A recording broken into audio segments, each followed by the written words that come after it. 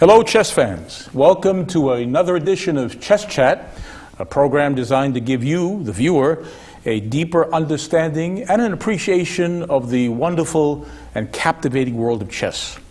I am your host, George Marajanian, Program Director for the Wachusett Chess Club, which meets every Wednesday evening from 7 to 11 in room C-199 of the McKay Campus School at Fitchburg State College. And with me, once again, is my trusty co-host, Martin Lane of Lunenburg, one of the top nationally rated chess players in North Central Massachusetts. Welcome, Marty. Hello, George. Good to be back again. Well, good to see you again, Marty. And Marty, I thought today we would focus on the new world chess champion. You know, we do have actually... Right, a new world champion. It was crowned actually at the end of September in Mexico City, where they held actually the World Championship tournament. Usually world championships are decided in matches, but this was a tournament. And our world champion is from India. His name is Viswanathan Anand. And he's going to turn 38 years old next month. On December 11th, he will turn 38. In fact, he learned the game at 6. Maybe we have actually, I'm sure we have a photo of him at that tender age of 6. Yeah, here he is. That's when he learned the game. He was just a little tight there, and he actually eventually improved, playing the game, and started playing in junior tournaments, scholastic tournaments, and really got to be very good. Do we know anything about his early training, who his teachers might have been, who his coaches might have been? Well, we actually, we do. I don't, but actually people can, if they go on, on the internet, go on Google, just type in his name, Viswanathan Anand, and just type in biography. I'm sure there's a list of actually who helped them along the way. He did not get any help from any international grandmasters because Anand became the first international grandmaster from India. Right. And he was born actually in the he was born in a big seaport town, city of Chennai, right. Which was formerly known as Madras. Right. We know that the name Madras, but actually it's a big city. It's got to be at least 4 or 5 million people in Chennai.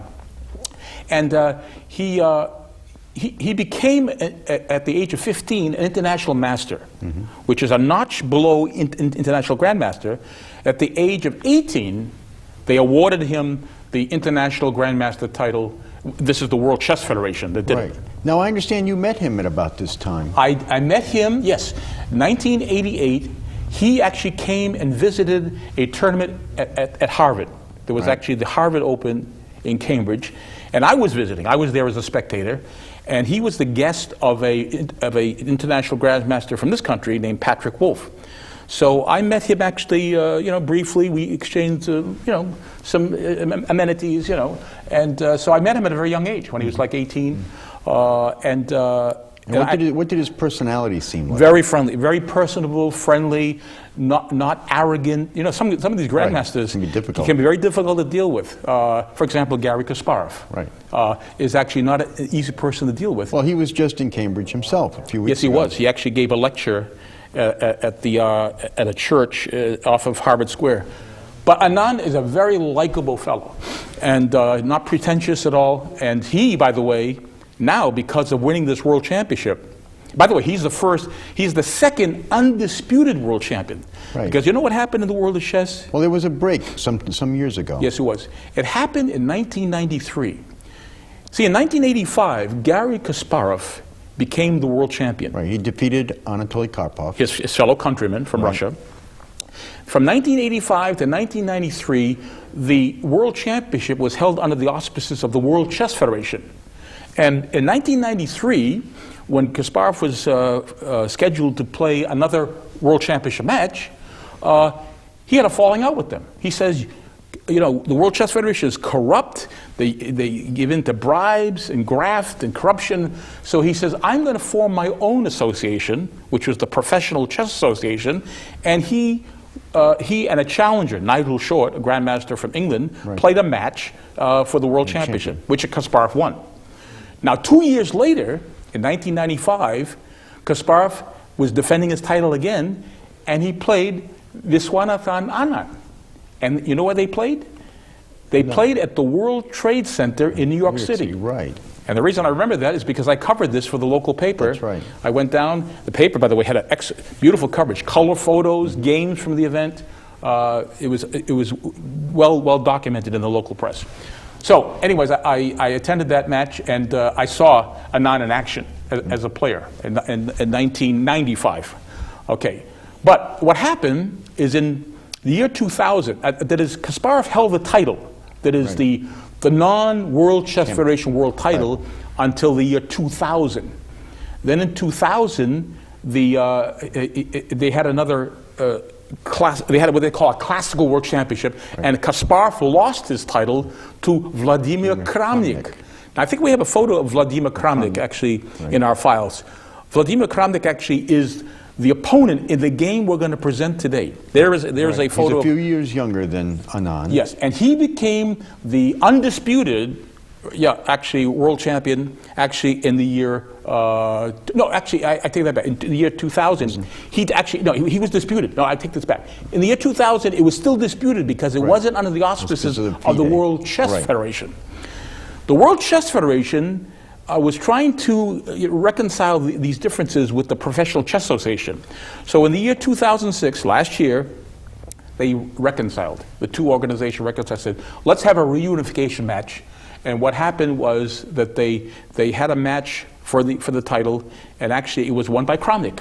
Kramnik actually in the year 2006 won the World Championship, and in this year, by the way, that match, it was held in match play last year.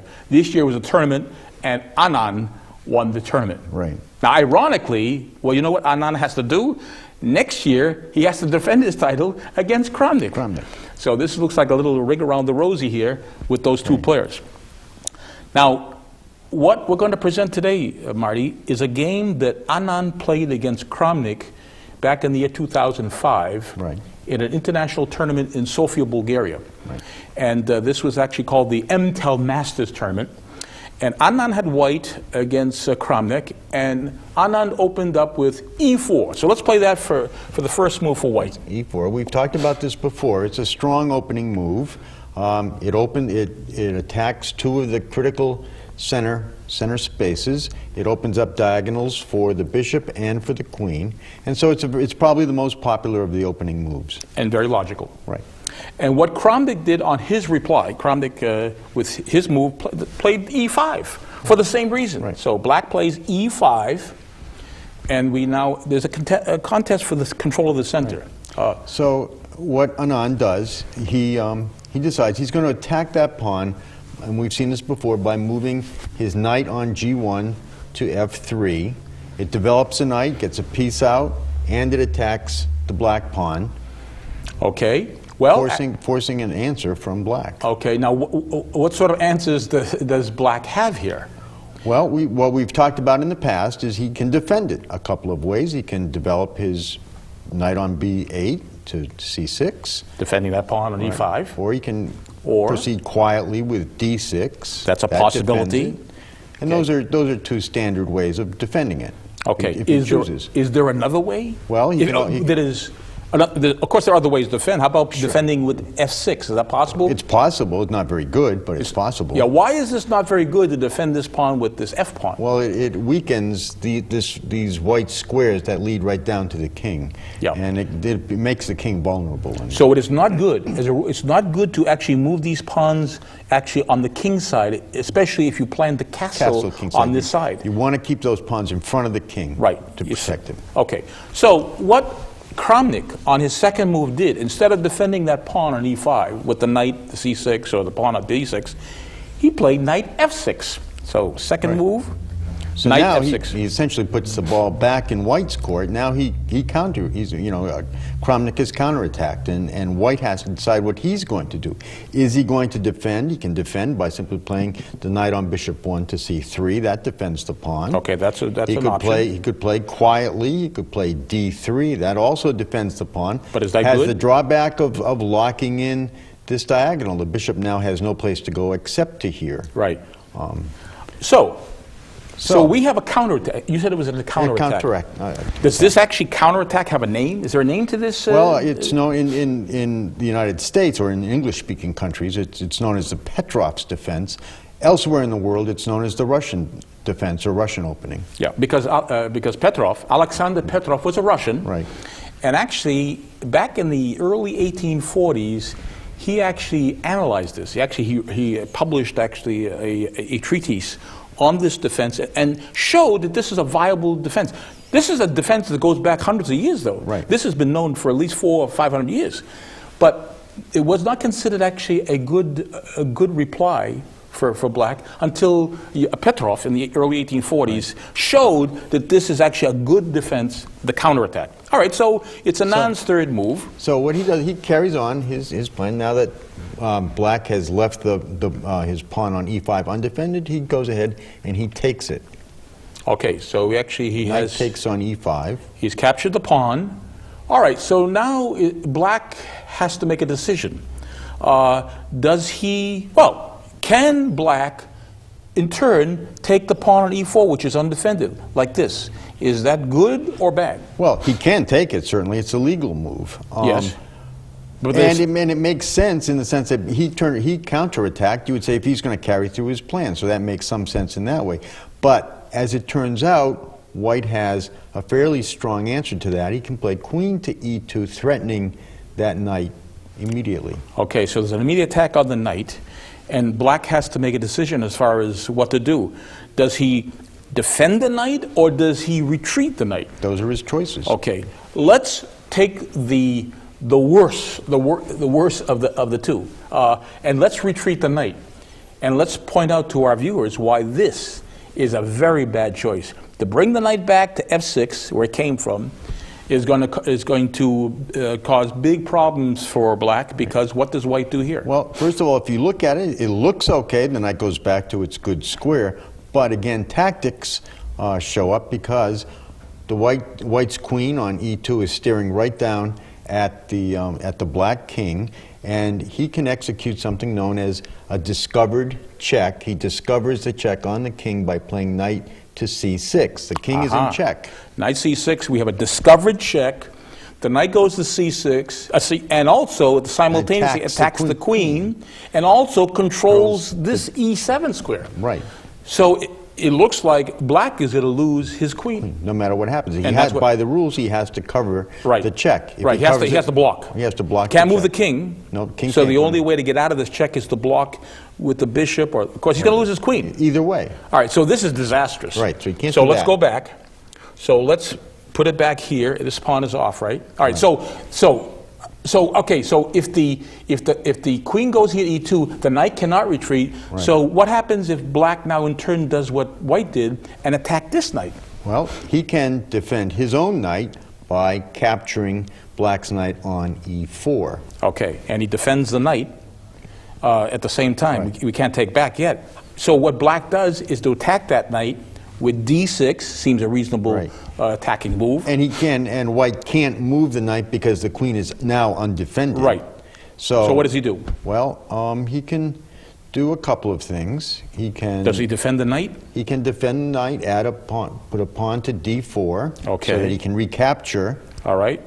With his pawn. And if black actually there's not too much of a choice. Black now takes. D takes e5. D takes e5. What does white do here? And white, the best move for white is likely to take with his pawn. D pawn take e5. And he's won a pawn. He's a pawn ahead. He's a pawn ahead, and black has no clear compensation. He has nothing much that he can do. And we have a queen which is badly placed. However, we have to realize, okay, so black is a pawn behind.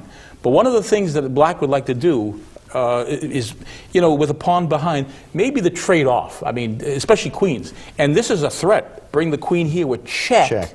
Right. Forcing the queens to exchange. True, he's a pawn behind, but maybe it would help his drawing chances if he got rid of this major piece. Okay, so let's go back to the game. So let's go back to the game. Okay, so here we are. We go back to this. This pawn is back here. Okay, so black white had taken this. This pawn is here. So before black can take the pawn on e4, he must attack this knight, and the way to do it is play d6. Right. So he plays d6. Black plays his third move now. We're back to the third move, and black plays d6. Right. So what does white do here? White really the best move for white in this case is to come right back where he started from. Right. He can come out here, but he can be chased away from there, and it gets to be troublesome. It's a better place to go. Right. All right, so now it's time to take the pawn. Now it's now safe. he can take the Now pawn. knight takes e4, and that's what actually Kramnik did on the fourth move. And all right. here again, white has a few choices. He can play d to e2, and that leads to somewhat similar lines we just talked about. In this case, he plays his d pawn to d4. Okay. Keeping this diagonal open, the f1 to a6 diagonal. And contesting these two squares, Okay. which are important. All right. So, now black, I see black actually, as long as this pawn is on d6, black is limited by, is limiting the scope of this dark squared bishop here. Right. So what black does, what Kramnik does in the game is play actually what is logical. He plays d5, which actually supplies a defender to the knight, anchors down the knight here, and opens up this diagonal for the bishop. All right, so this is good. Okay, so now white now wants to try to develop his pieces, get his pieces to where they can be active. He develops his bishop, the bishop on f1 to d3. Okay. It attacks the knight, which is defended by the pawn, so he's not really threatening anything, but the bishop is developed to a good diagonal. Yes. And he's prepared to castle. All right. No, coming out to here, check accomplishes nothing because it can be blocked Yes, quickly. actually, we wasted time because Right. actually block can be actually not block with a piece, No, you can but just block with the pawn, And so c6, and actually force that bishop now to move And again. he's going to have to come back here anyway. So he's actually- he accomplished nothing. By losing that time, that's what we call losing a tempo. right. So that is not advisable. So he played to there. So bishop d3 is a good move. All right, so now it's black's turn, and Kramnik now has choices. He now could play his bishop. He could play his bishop to d6, just like white did here, Sure. putting on a nice diagonal. That's one a choice, option. yeah. He also could actually bring the bishop here, Right. which is it's actually more defensive because it operates on both sides of the board and ready to castle. But what he played is another good move. It's knight c6. So Kramnik now played on the sixth move, knight c6. Okay. Okay. Now Anand goes ahead with his plan. He castles, gets his Okay. king to safety, centralizes his rook. It's a good. And that's always good. To castle as early as possible in the possible. game, to put the king in a safe place, and also get the rook into play really fast in the center. Especially where the center file is what we sort of half open, is what we would say. And I see the rook is going to have a future by coming over to the e1 square. Right. So what black has to do is it has to be very careful, because if that rook goes over, we're going to have a double attack on this knight, which is only defended once. So what black does, what Kramnik does, he plays bishop e7. He puts something to block that file, bishop e7. Right. All right, so what does Anand do now? Well, he looks at this knight. There's a pawn defending the knight. Yes. And so he's like, is there some way that he can dislodge that pawn? And yes, he can play the c pawn to c4. Okay, that's his eighth move, and he's trying to dislodge this knight from this e4. It's anchored down, but this puts an attack on the pawn that's and black defending it. cannot take that pawn because he'll lose the knight. Right. If he took this, then this bishop, he would lose a piece. Right. All right. So he can't take there. So what Kramnik does here on his move, he just plays. Now he could actually come in, could play bishop e6. That's a possibility. That's a possibility. Is it possible that he could come here with bishop g4? He could do that That's a well. possibility. But he plays seemingly a good move. He's moving the same piece twice, but he has a purpose for this. Right. Knight b4. So that's what he plays on his eighth move. He's looking to swap this knight for that bishop. Oh, he'd love to have this bishop. Right. So, but Anand wants to hang on to it, so he moves it back to e2. Right. He doesn't go back to c2 because they can still take it. He would still take the bishop. All right. So now, now it's possible for Kramnik to castle, and he does that on the ninth move. So black castles. It's now Anand's move. Okay. Anand still he's looking to develop. He's looking to develop in a way that he can pose problems for his opponent. He looks at his knight on b1. He plays that to c3, which simultaneously attacks this pawn and this knight. Okay. All right. So what does black do here? Kramnik's move. Well, actually, now that this knight is attacking this knight on e4, but it's defended, but of course it's tenuously defended by this pawn which is attacked with the c pawn. What Kramnik plays, he starts to develop. Remember, he has to. You can't do anything in chess until you bring the pieces into play. Right. You can't do it with just a few pieces. You need as much material as possible to help out. So bishop f5, that's what he played. Bishop f5 defends the knight, develops another piece. Right, and it's an important diagonal. It stares right down into White's, into White's territory, Okay. and so he has to be. So Anand has to be careful. He doesn't want this knight to be doing too much, so he's going to try to kick it away by playing a3. Aha. So now with this attack on the knight, I can see now that this knight cannot retreat now. Cannot go back where it came from. Why not? Because he would be removing a defender for that pawn. So actually White would win this pawn. Sure. The knight could take this pawn Or on the d4. pawn could take the pawn and threaten the knight again. So. Well, but then Or the then knight could take take here. there, So actually winning the pawn outright would be knight takes d5. Right. We actually win it clearly. Yeah. So in this position, it's clear that this knight cannot retreat at this time. So what Kramnik does on his 11th move is plays knight takes c3. Right. Attacks the queen. Right. Anand has to recapture with his b pawn. Okay. So now, okay, so what are we doing now here? So are we Well, now the knight's attacked by two pawns. He has to go somewhere. all right. So he retreats. Right. Okay, so he goes back. He comes back where he came from. Right. All right, so now it's actually Anand's move. Right. And Anand centralizes his rook. And it's always good. Now, see, It's a positional move. It's a position move, and he's putting the rook actually on an open file. Is it a good idea to put a rook or rooks on open files? That's where they exercise their most strength, is on open files, because they can only move vertically or horizontally, so they need open space. Okay. Well, Kramnik, in reply, plays rook e8. He's going to contest this file by playing rook e8 on his 13th move. Okay.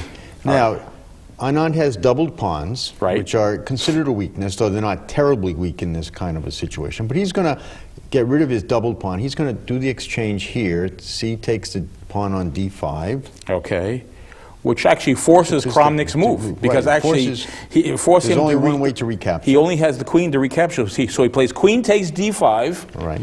Okay, that's his 14th move. And then Anand, again, looking for ways to develop and attack, develops his bishop on c1 to f4, attacking the c7 pawn, which had been defended by the queen, but now the queen's been moved out. All right, so this is undefended, the pawn on c7. So what Kramnik plays, he brings the rook on a8 over to c8. So rook a c8 defends the pawn. Right. All right, so that's the move that he played on his 15th move. Right. Now, up to now, these are moves that have been played in other games. Oh, you mean this has been played... in several other games. It's referred to as generally book variation, all right, because so it's been studied. This is according to theory. So this has been analyzed and talked about and so on. Okay. So, but now Anand comes up with something that has not been played, at least at the top levels. He plays queen to c1. A new move. A new move. A novelty. A novelty, they call it, yes. Okay. Well, actually, no, this is rather interesting. He's places the queen over here. The rooks are still disconnected here. Right. Okay. So, what's the plan to advance the pawn? It looks like it's going to help the advance. There's some boost to this, but this seems to be the more critical of the two. All right. All right. So he plays queen c1. So now Kramnik realizes he's got a little plan. Now again, I don't know whether this is a good plan, but he plays knight to a5. Right. Now, why do you think he played knight a5? Well, there's got to be a reason. I hope so. But I mean, the most obvious thing is the b3 square forks the queen. And so that looks like a major threat, is Right. to fork the queen and the rook. Right. Okay. Also, it also has a possibility of, if this threat can be stopped, the knight could sink into here. I suppose that if he was anticipating, say, rook to b1, which are reasonable, then he could play to here. And if he plays knight to c4, then we have a double attack. Then it becomes deadly. Yes, yeah. it can be deadly. So, all right. Okay. So but what does Anand has resources. Okay, what's he doing here? He can push the pawn to c4. All right. So he plays c4 on his 17th move. All right, so now Kramnik has to make a decision here. He has to move the queen, it's under attack, and he could just simply retreat the queen back where it initially came from. And it looks reasonably safe, you know. Game. The rooks are centralized, the queen is in the... But I would say that white still has a positional advantage, more space. More space in the center. And of course, this That's knight on the side of... Is there an old saying in chess? A knight on the rim is grim? Yeah, a knight on the rim is grim. You don't want to put your knights on the side of the board because you're limiting the scope of that knight. Now, he had his plan was to come over fork, but that was stopped. Right. All right, so the queen under attack could have retreated, which he should have done, which Kramnik should have done, but this is what he played in the game. He played queen e4. Now, what's he doing this for? What's he playing? Well, with the support of the bishop, the queen can play here, and that would force the exchange of queens. All right, so he's threatening queen c2. But again, Anand has resources. He can expose or discover this attack on the queen and prevent the queen from coming to c2. Ooh, we have now an attack on the queen. The queen we also control, the white controls the c2 square. This does not look too good here. So what Kramnik does in this position, he plays queen to d3. It's only well, I guess he could. Well, he could actually retreat here, but it makes no difference. Right. Wherever he went with that queen, the end would be the same. The end would be the same. Okay. Now, how did Anand respond to this? Well, now the queen is in his territory. It becomes a target. He's got any number of ways he can attack it if he wants. He takes rook to e3, attacks it directly with the rook. Ooh. Well, this is interesting. The queen actually, the only square the queen has to save itself is queen takes c4. Right. Has no other square to go to. No. It's because the knight actually has attack in this also. So Kramnik plays queen takes c4 on the 19th move of the game. Right, and then on Anand's next move, he plays rook to e5, simultaneously attacking both the bishop and the knight, and there's no way to defend the two of them at the same time. So what did Kramnik do here? Kramnik resigned. He resigned. Now, why did he resign? It's going to cost him a piece.